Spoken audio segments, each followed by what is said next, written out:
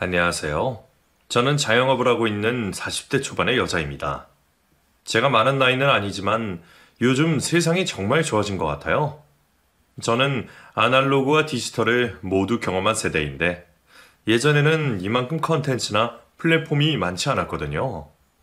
결혼을 하면 시집살이는 당연한 거라고 생각하는 시절도 있었는데 이제는 다들 경험한 말도 안 되는 시집살이들을 익명의 많은 분들과 공유할 수 있게 되었네요.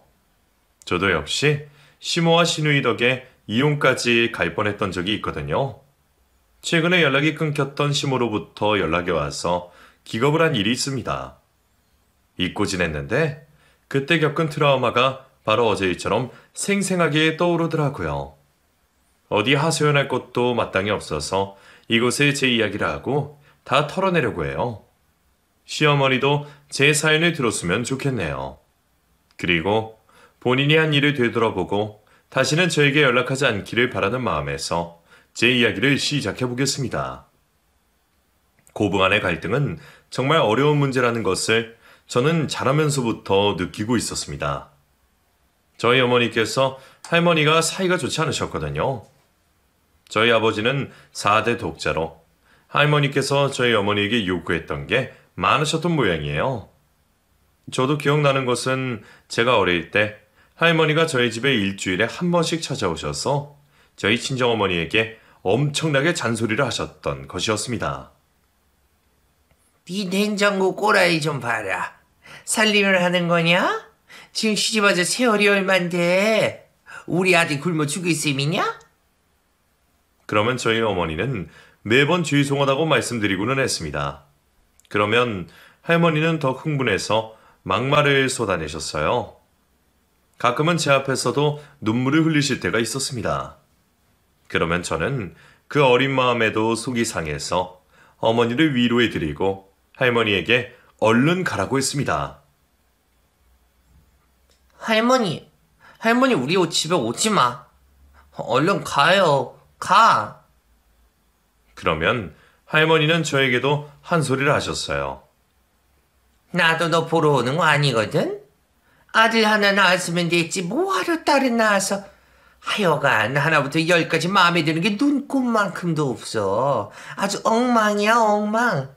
이래서 남자가 밖에서 일을 하겠나? 아이고 속상하다. 내가 우리 귀한 아들 생각만 해도 가슴이 꽉 막힌다 막혀. 그리고 그날 저희 어머니께서는 참고 참으시다가 폭발하셨습니다. 어머니, 제가 대체 뭘 그리 잘못했다고 그러세요? 집에서 애들 보고 살림하는 게 뭐 쉬운 줄 아세요? 애들 아빠 밖에서 사업한다고 집에 조금이라도 신경 쓰는 줄 아세요? 저도 힘들어요. 할 만큼 했다고요. 그러자 저희 할머니께서 저희 손에 들고 있는 반찬통을 집어던지며 악을 지르셨습니다. 그럼 나가라. 누가 말리냐? 너 하나 없어도 애들 키우고 사는데 아무 지장 없다. 어디 눈을 부릅뜨고 시애미한테 소리를 지르냐? 나가! 네, 나갈게요. 저도 더 이상은 못 참아요. 이렇게 살다가는 피 말라서 죽을 것 같네요. 이혼하면 되잖아요. 인연이 진짜 뭘 잘했다고. 아이고 머리. 나 혈압 올라 죽는다. 사람들 좀 보소. 며느리가 시애미 죽인다. 할머니는 죽는다고 야단이었고 저희 어머니는 저에게 미안하다는 말을 남기고 집을 나가버렸습니다. 그때 제가 초등학교 저학년이었는데 엄마 가지 말라며 얼마나 울었는지 몰라요. 나연아, 미안해. 엄마가 미안해. 엄마가 나중에 꼭 데리러 올게. 하지만 어머니는 저를 데리러 오지 못하셨어요. 그렇게 집을 나간 후로 이혼을 하셨고 아버지가 저희 오빠와 저에 관한 양육권을 가져오셔서 키우셨습니다. 제가 기억하는 아버지는 가정보다는 일이 더 중요한 분이었어요. 아버지는 사업체를 여러 개 안정적으로 운영하실 정도로 일적으로는 정말 성공을 하셨지만 가정에서는 빵점짜리 아빠이자 남편이었다고 말할 수 있습니다. 저는 점점 커가면서 어머니의 따뜻한 품이 그리웠고 아버지와는 사이가 멀어졌어요. 고지식하고 꼬장꼬장하던 할머니는 제가 고등학교 2학년 때 암투병 끝에 돌아가셨습니다. 할머니의 말씀에 따랐던 아버지는 제 친오빠의 학업에만 열과 성을 다하셨어요. 저는 항상 뒷전이었습니다. 오빠가 공부머리가 좋기도 했죠. 오빠는 아버지 사업을 물려받기 위해 경영학과에 입학했습니다. 그리고 저는 고등학교를 졸업 후에 집에서 멀리 떨어진 대학에 간호학과에 입학을 했습니다. 그때는 그냥 도망가고 싶은 마음이 컸던 것 같네요. 제가 뭘 하고 싶은지에 대한 건 중요하지 않았어요. 멀리 떨어져 살면서부터 아버지는 저를 걱정하기 시작하셨어요. 무뚝뚝하기만 했던 아버지가 제가 기숙사에 가서 산다고 짐을 옮겨주시다가 차 안에서 눈물을 보이셨거든요. 아빠, 울어요? 나연아, 아빠가 그동안 일한다고 우리 나연이한테 몹쓸 짓을 한 것 같다. 그때는 아직 제 마음의 응어리가 풀리기 전이라서 저는 그 어색함을 견디기 힘들었습니다. 아버지에게 아무 말도 없이 기숙사로 들어가서 저도 펑펑 울었던 기억이 나네요. 그때 이후로 차츰차츰 아버지에 대해 이해를 하려고 노력했어요. 그리고 저는 이왕 간호학과에 입학을 했으니 좋은 대학병원에서 간호사로 일을 해야겠다는 결심을 했습니다. 그렇게 학업에 열중을 하고 매번 성적 장학금을 놓치지 않았어요. 간호사 자격증을 취득하고 대학을 졸업한 후에는 본가가 있는 서울 어느 대학병원에서 간호사로 일을 시작했습니다. 모든 일이 그렇겠지만 정말 힘들더라고요. 3교대 근무하고 환자 상대하는 일이 쉽지 않았습니다. 제가 일할 때만 해도 정말 심하게 간호사들을 태우는 수간호사 선생님 한 분이 계셨어요. 일이 손에 익지 않은 상태에서 그분의 날이 선 핀잔을 들일 때면 머리까지 지끈지끈거리고 자존감도 많이 떨어졌습니다. 그렇게 1년이 지나면서 조금씩 적응을 해가고 있던 때였어요. 그날도 수간호사에게 있는 말 없는 말 다 듣고 숨이 콱 막혀서 정말 곧 죽을 것만 같더라고요. 참고 참았다가 점심시간에 저는 병원 밖으로 뛰쳐나가서 병원과 조금 떨어진 국밥집에 갔습니다. 원래는 병원 구내식당에서 밥을 먹는데 그날은 병원과 거리도 있고 사람도 드문 국밥집에 혼자 갔어요. 일을 하려면 밥을 안 먹을 수는 없었거든요.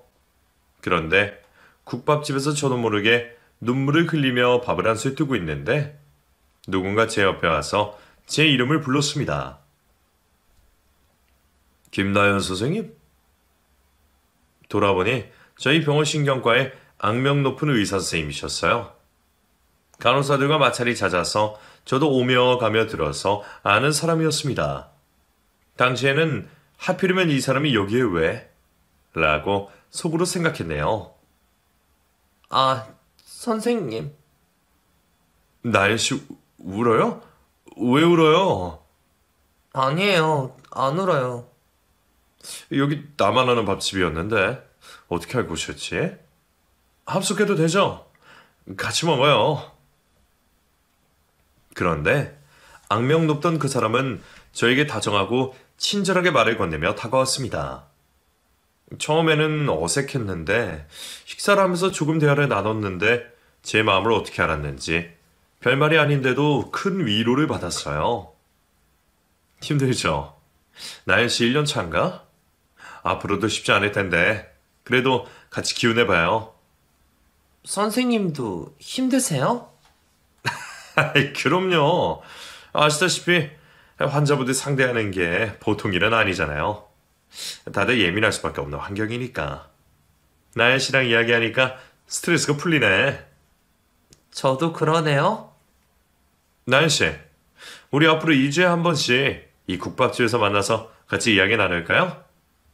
네, 좋아요.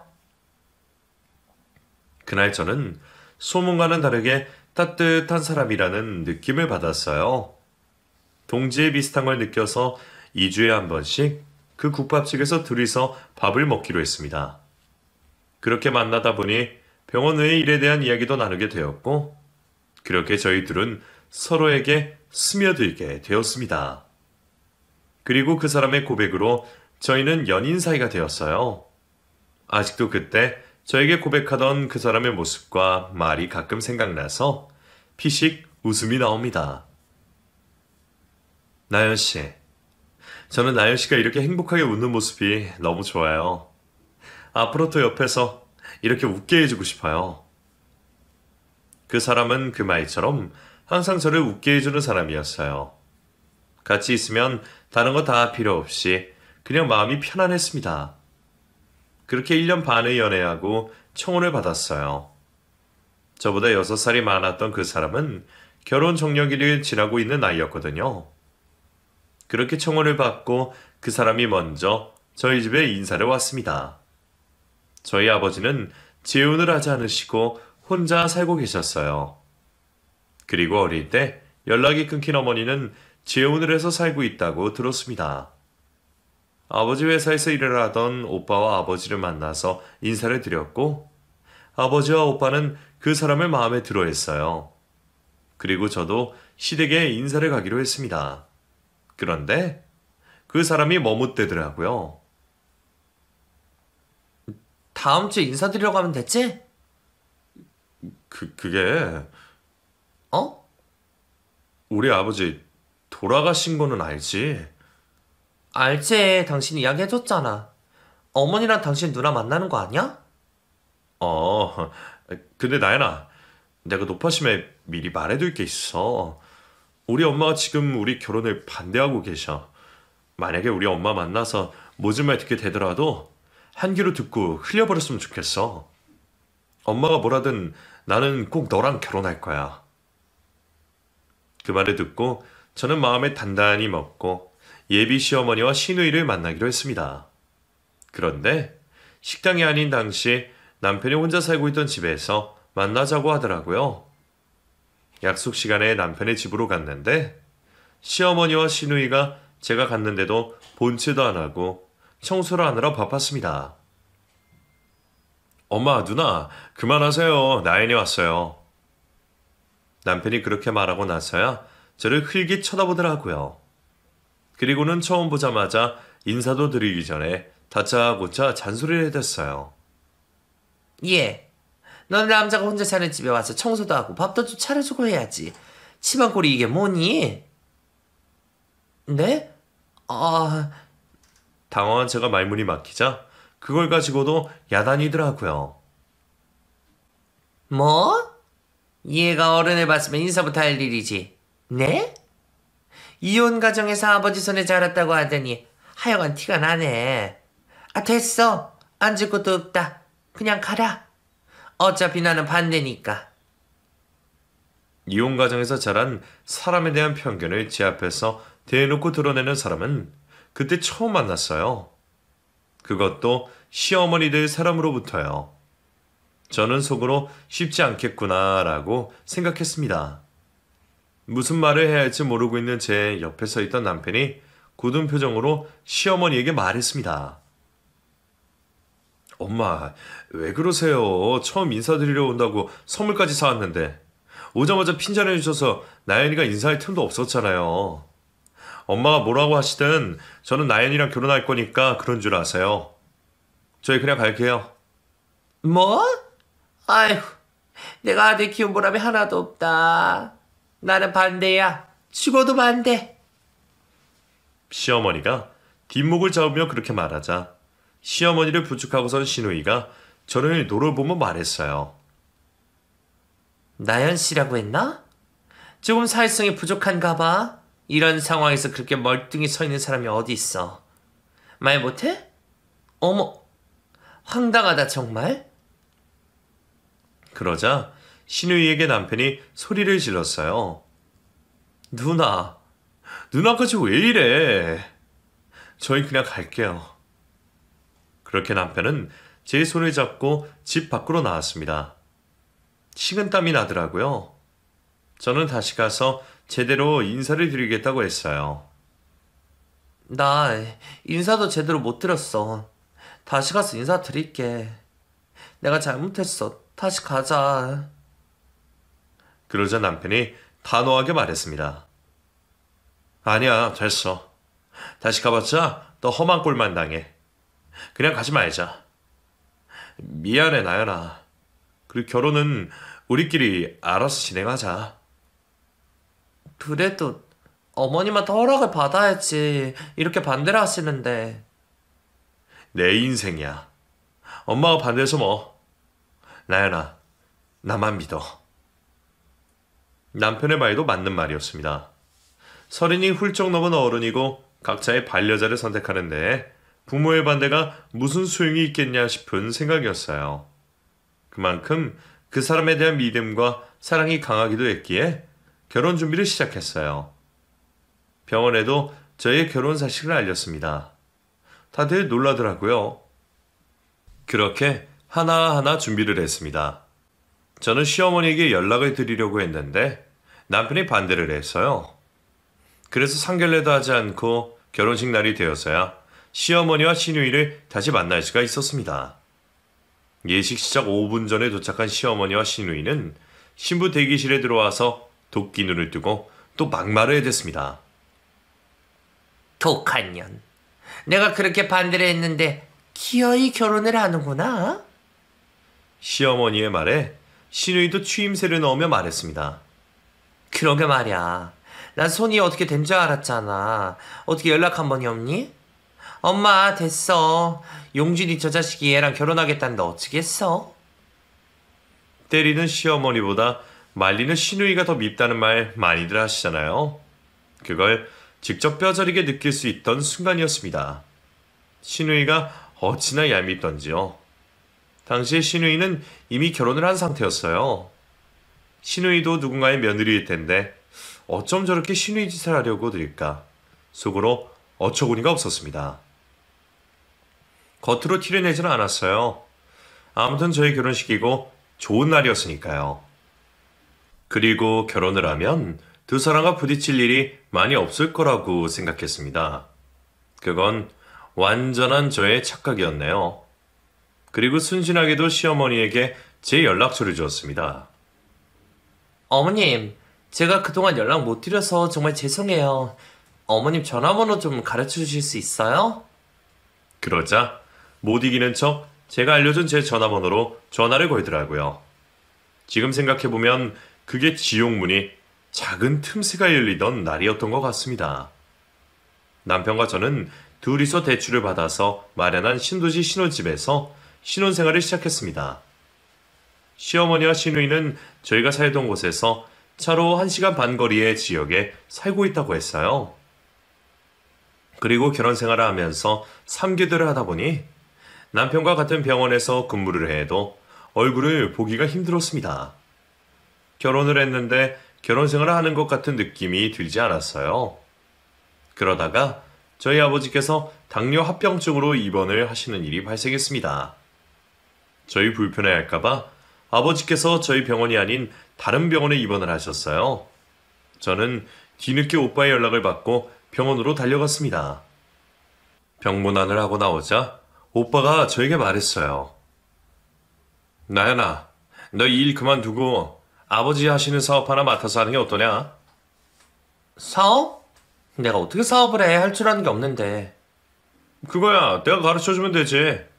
아버지가 이번에 새로 진행하시는 일이 있는데 다른 사람한테 맡기기도 뭐하고 뭐 규모가 그리 큰 것도 아니고 아버지도 이제 은퇴하셔서 쉬셔야지. 잠깐만 맡아서 해봐. 저는 오빠의 말을 듣고 고민을 했습니다. 그리고 아버지와 상의도 하고 남편과도 진지하게 의논을 한 끝에 언제까지 3교대 근무를 하면서 간호사 생활을 할 수도 없는 노릇이고 사업이 쉬운 일은 아니지만 맡아서 하는 것도 나쁘지 않다는 결론을 내렸어요. 그렇게 저는 간호사 일을 그만두었습니다. 처음에는 사업을 한다는 것이 두려웠는데 막상 시작을 하고 보니 제 적성에 잘 맞더라고요. 사실 간호사 일을 하면서는 의무감으로만 일을 했는데 사업을 하면서 제가 그렇게 적극적인 성격이라는 걸 처음으로 알게 되었어요. 물론 힘들기도 했지만 하면 할수록 성취감도 상당하고 행복하고 즐거웠습니다. 여보, 요즘 일하는 거 힘들지 않아? 전혀. 하나도 안 힘들어. 나 적성을 이제서야 찾은 것 같아. 너무 즐거워. 그래? 잘 됐네. 나도 당신이랑 자주 볼 수 있어서 좋다. 힘들면 언제든지 나한테 이야기해. 알았지? 당연하지. 그런데 제가 3교대 근무를 하지 않고 출퇴근을 하면서부터 시어머니가 저에게 자주 연락을 하기 시작했습니다. 그리고 저희 집 비밀번호를 알려달라고 막무가내였어요. 예. 그러지 말고 나오기 편하게 현관 비밀번호 좀 알려주라. 가르쳐주기도 그렇고 안 가르쳐주기도 그렇고 정말 난감하더라고요. 비밀번호요? 어머니, 여기까지 오시기 힘드시지 않으세요? 2시간 버스 타고 오셔야 하는데. 왜? 알려주기 싫어서 그래? 내가 뭐 자주 오는 것도 아니고 너 여기 없을 때 와서 반찬만 놓고 가려는 건데 실례냐? 더 이야기를 했다가는 잔소리 폭격을 맞을 것 같아서 회피하기 위해 저는 비밀번호를 알려주었습니다.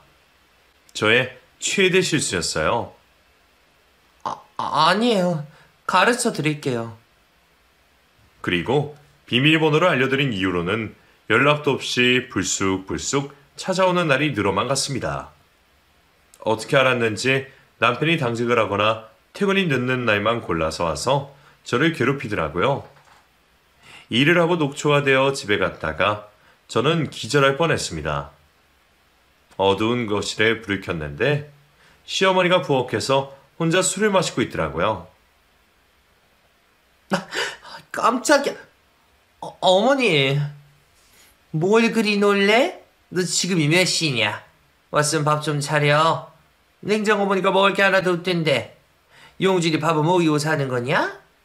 이 여자가 뭘 그리 대단한 일을 한다고 밖으로 나돌고. 참 잘하는 짓이다. 그 말을 듣고 어디서 많이 들어본 말이다 생각을 했는데 저희 어머니가 아버지가 이혼 전에 돌아가신 할머니로부터 듣던 말과 똑같더라고요.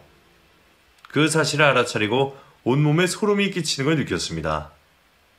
수십 년이 지나서 제가 저희 엄마가 당한 걸 똑같이 당하리라고 누가 상상이나 했겠어요? 어머님, 요즘에 제가 정신이 없어서. 식사나 하셨어요? 왜 술을? 속상해서 술 한잔하고 있다. 빈속에 술 먹으니 내가 제명에 못 살 듯 싶구나. 제가 금방 식사 차려드릴게요. 조금만 기다리세요. 저는 급하게 손을 씻고 시어머니 밥을 차려주었습니다. 밥을 먹으면서도 계속 반주를 하면서 신세한탄을 하더라고요. 내가 얼마나 외로운지. 그 코딱지만한 집에서 내가 아들들 집 장가 다 보내고 혼자서 독수 공부하는 게 어떤 기분인 줄 아니? 형님이 자주 안 오세요? 같은 동네 살면 뭐해? 걔도 쪼들려서 힘들게 사는데. 아휴, 걱정이다. 걱정이야. 어찌나 신세한탄을 하는지 은근히 무언의 압박을 하더라고요. 저는 그럴 때마다 시어머니에게 몇 백씩 용돈을 사드렸습니다. 그러면 또 한동안 집에 오지 않았어요. 그러다가 또 돈이 떨어지면 전화를 해서 있는 소리 없는 소리를 해대거나 집으로 함부로 찾아와서 혼자 술을 마시며 저에게 신세한탄을 했습니다. 그런 식으로 남편이 모르게 저는 시어머니에게 주기적으로 용돈을 주게 되었어요. 돈을 드리게 된 건 아무 문제가 없었습니다. 제가 아버지에게 물려받은 사업이 승승장구하고 있었거든요. 월 매출이 수직 상승으로 늘어갔습니다. 사업이 안정이 되자 저도 마음이 놓여서 남편과 2세 계획을 하게 되었어요. 그리고 결국 임신에 성공을 했습니다. 임신 후에는 회사에서 오후 1시면 퇴근을 하고 집에서 재택근무를 했습니다. 회사가 저희 신혼집에서 가까웠거든요. 그래서 정 급한 일이 생기면 바로 갈 수 있었기 때문에 그렇게 일을 봐도 아무 문제가 없었어요. 임신을 하고 얼마 후에 남편과 저녁을 먹고 있는데 시어머니로부터 전화가 걸려왔습니다. 받자마자 다짜고짜 고함을 지르더라고요. 야, 너 정신이 있어, 없어? 네? 어머니 그게 무슨... 왜 돈을 안 붙여? 지금 며칠인지 알아? 아, 제정신 좀 봐. 깜빡했어요. 금방 보내드릴게요. 전화기를 뚫고 나오는 시어머니의 목소리를 들은 남편이 전화를 빼앗아 들고 시어머니에게 말했습니다. 엄마, 이게 무슨 소리예요? 너 집에 있었냐? 아니다, 끊어. 엄마, 제가 넉넉하게 용돈 보내드리잖아요. 나연이한테도 돈 받고 계셨어요? 정말 왜 그러세요? 이제 나연이한테 이런 일로 전화하지 마세요. 나연이 임신한 건 알고 계세요? 자꾸 이런 식으로 하시면 제가 보내는 용돈도 끊을 줄 아세요? 그렇게 말하고 남편이 전화를 끊어버렸습니다. 그리고 저를 타이르더라고요. 나연아, 이런 일 있었으면 나랑 상의를 했어야지. 언제부터 엄마 용돈 보내드린 거야? 얼마 안 됐어. 어머니가 혼자서 힘들어 보이셔서. 내가 얼마를 보내드리는데 그걸로 부직하신 게 말이 되냐? 미안해, 나연아. 그리고 앞으로는 이런 곤란한 일이 있으면 꼭 나한테 말해야 돼. 알았지? 난 그냥 보내드릴 형편이 되니까. 알았어, 미안해. 시어머니는 남편과 저에게 이중으로 용돈을 받고 있던 모양이었습니다. 그날 이후로 저는 남편의 말대로 시어머니에게 보내는 용돈을 끊었습니다. 그리고 태교에 열중했어요. 임신 초기가 지난 이후 저는 요가를 배우러 다녔습니다. 그날도 요가를 마치고 집으로 돌아왔어요. 화장실에서 씻고 거실에 나왔는데 언제 들어왔는지 시모와 시누이가 거실에 앉아서 자기네 집처럼 TV를 보고 있더라고요. 저는 깜짝 놀랐습니다. 어머니, 형님, 언제 오셨어요? 그러자 시누이가 저를 위아래로 훑어보며 말했습니다.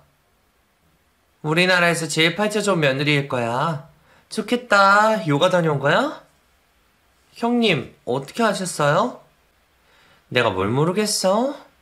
엄마, 배고프지 않아? 올케 집에 뭐 먹을 거 없어? 당황한 저는 부엌으로 달려가서 혼자서 식사를 차렸습니다. 식사를 차리는 동안 두 사람은 거실에 앉아서 TV를 보며 깔깔대고 웃으며 제 흉을 보더라고요. 어머, 저 집 며느리도 형편없네. 그치, 엄마? 일한다고 유세 부리는 것 봐. 저 남편이 의사 아니야? 완전 우리 용준이네 빼다 박았다. 어머, 이렇게 저기 나가봐야 되는 거 아니야? 웃으며 하는 말들이 가시가 되어서 제 귀에 그대로 꽂히는 느낌이었습니다. 제 집에서 편히 쉬고 싶었는데 가시방석이 따로 없었어요. 그렇게 혼자서 음식을 차리고 시어머니와 시누이를 불러서 앉혔는데 역시나 만족하지 못하더라고요. 올케. 원래 이렇게 짜게 먹어? 이게 건강에 얼마나 안 좋은 줄 알아? 올케네 아버지 당뇨시라며. 그럼 올케도 관리해야지. 웬일이니? 나 뜨거운 물 좀 가져다 줘. 부어서 먹어야겠다. 엄마도 짜지? 그래, 왜 이렇게 짜냐? 일부러 그런 거냐? 너 시위해? 쪼잔하게 이럴 거야? 아니에요, 어머니. 제가 간을 잘못 봤나 봐요. 죄송해요. 뜨거운 물 가져다 드릴게요. 그나저나 오늘 용준이 당직 맞지?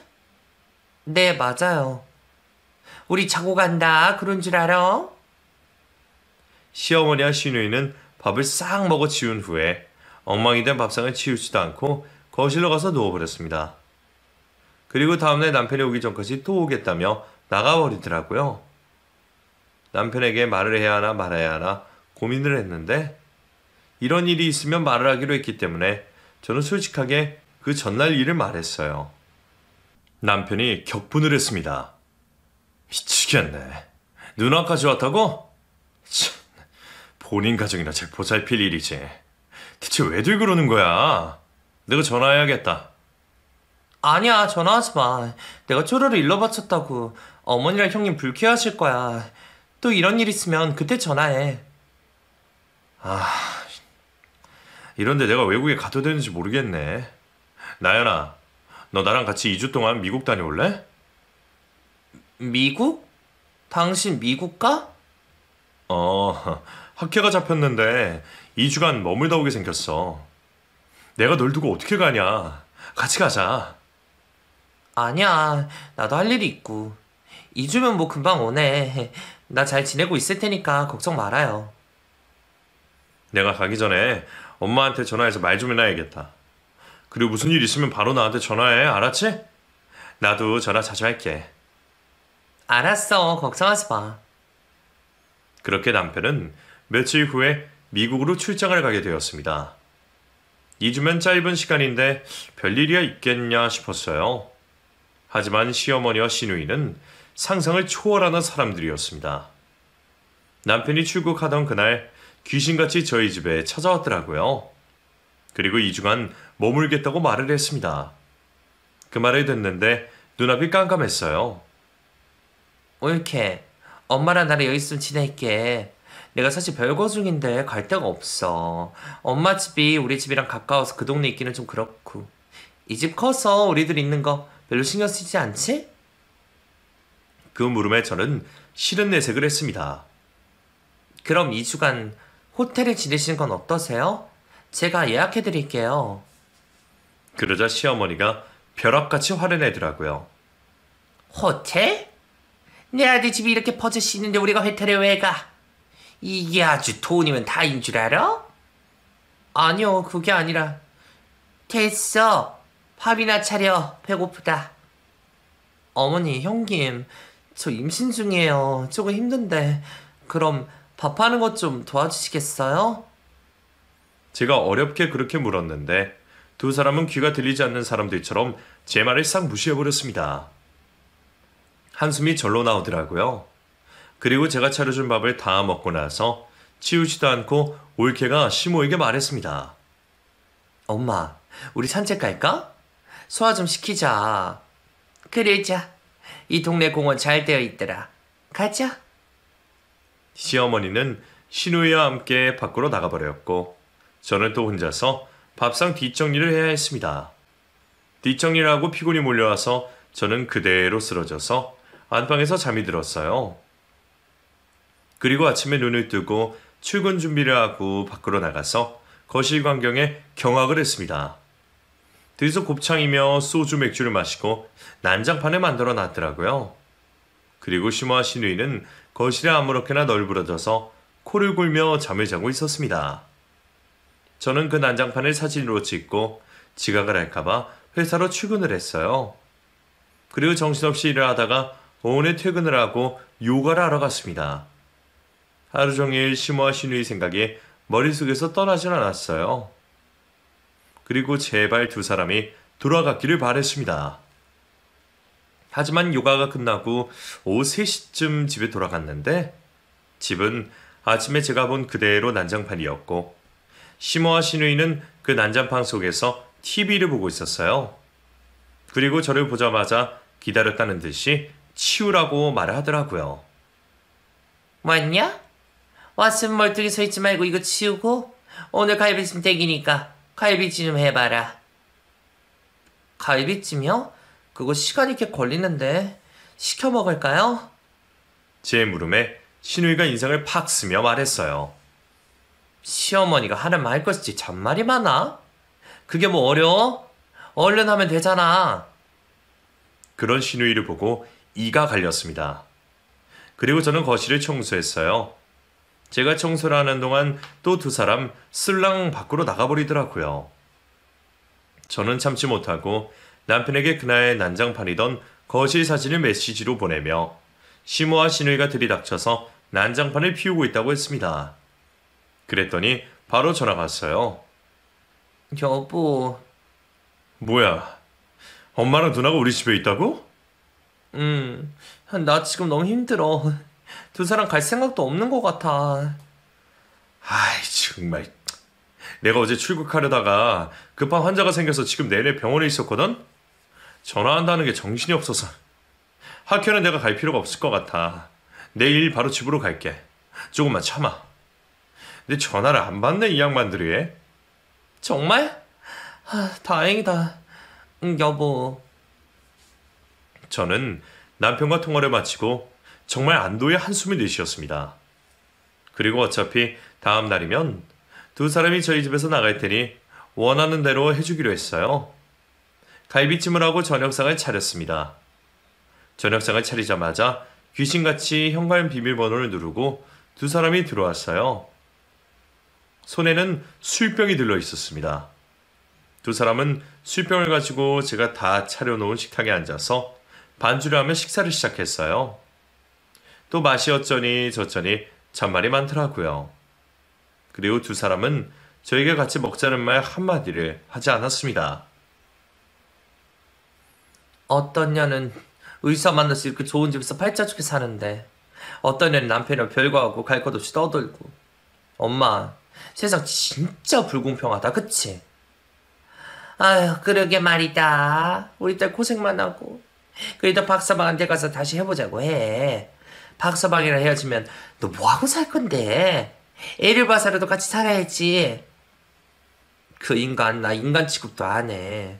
지가 나 외롭게 하니까 내가 딴 놈 만난 건데 그게 뭐 그건 죄야? 아이, 나쁜 놈. 들어보니 신우이가 외도를 해서 집에서 쫓겨난 모양이더라고요. 참 어처구니가 없었습니다. 그리고 만찬 시모와 신우는 저에게 술 심부름까지 시켰어요. 야, 가서 술 좀 사와라. 너 돈 많으니까 양주로 사와. 어머니, 많이 취하셨어요. 그만 드세요. 사오라며 그냥 사와. 하여튼 많이 많어? 올케 쟤는 진짜 싸가지가 없어. 그치, 엄마? 그러니까.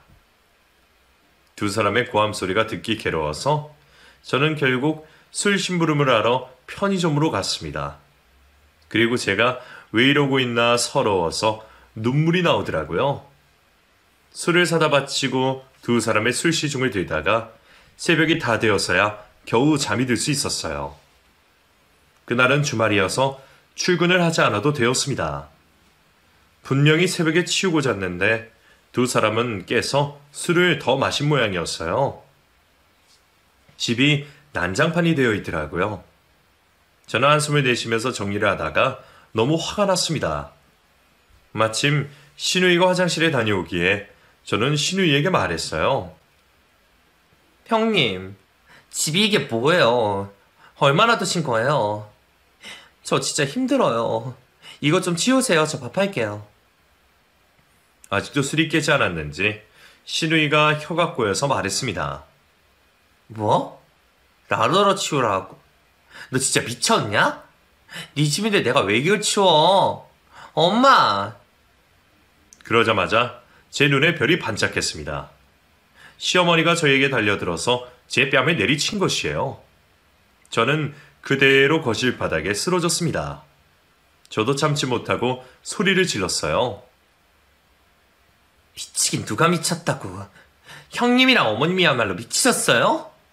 대체 이게 무슨 말을 다 마치기도 전에 시어머니가 발을 들어 제 얼굴을 짓밟았습니다. 그 와중에도 저는 뱃속에 아이가 걱정이 되어서 배를 움켜쥐고 있었어요. 시모는 마구잡이로 저를 폭행하며 폭언을 쏟아냈습니다. 니년이 내 딸한테 명령질이야? 이게 시댁을 똥으로 알아. 너 이년, 너 죽고 나 죽자, 이 못된 년아. 너만 없었어도 우리 아들 돈 받아 먹으면서 내가 편하게 살 텐데. 니년이랑 결혼하고 우리 아들이 180도 변했어, 알아? 정신없이 맞고 기절하기 직전에 남편의 목소리가 들렸어요. 저는 꿈인 줄 알았습니다. 남편이 와서 시어머니를 미치고 소리를 질렀습니다. 엄마, 이게 무슨 짓이야? 나연아 괜찮아? 일어나봐. 병원 가자.